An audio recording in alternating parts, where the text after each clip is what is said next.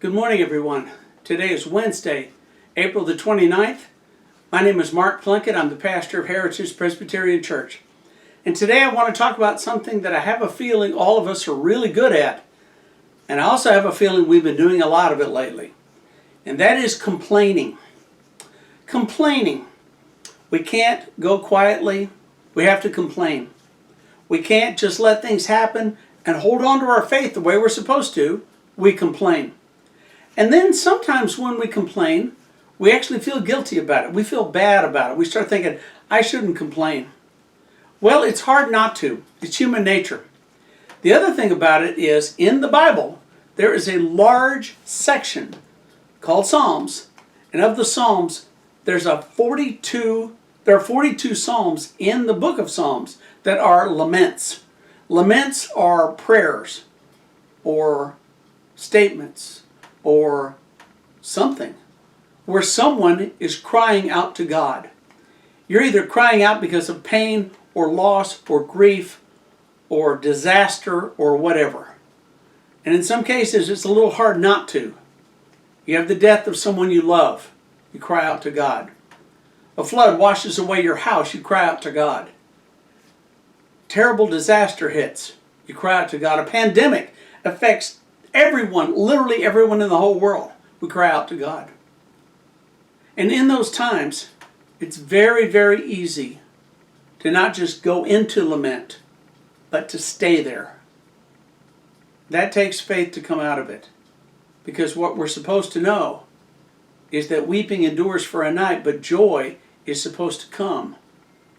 The psalm says in the morning, but it's supposed to at least come eventually. But I want you to listen to a psalm that I've been thinking about lately. Listen to the words in this one. They're pretty harsh. This was written by David. This is Psalm 44. Awake, Lord. Why do you sleep? Rouse yourself. Do not reject us forever. Why do you hide your face and forget our misery and our oppression?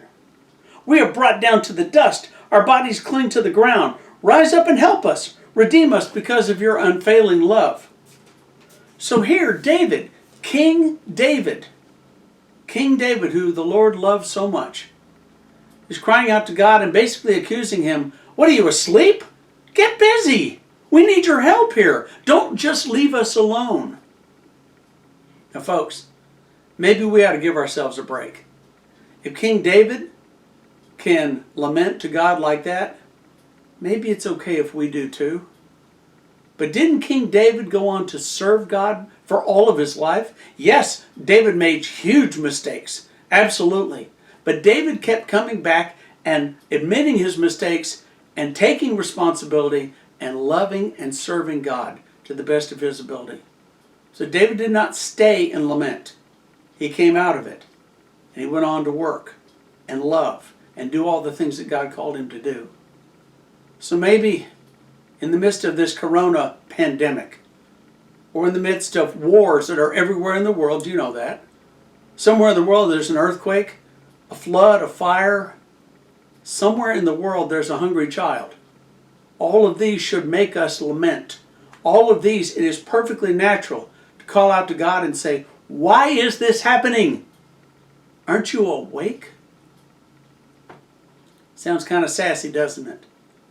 But let's remember, God's a big boy, I heard someone say one time. He can handle it. He can handle it if we lament. But let's make sure that we return. We return after our complaining, after our crying, after our grieving, after our lament. Let's make sure we return. Let's say a prayer, okay?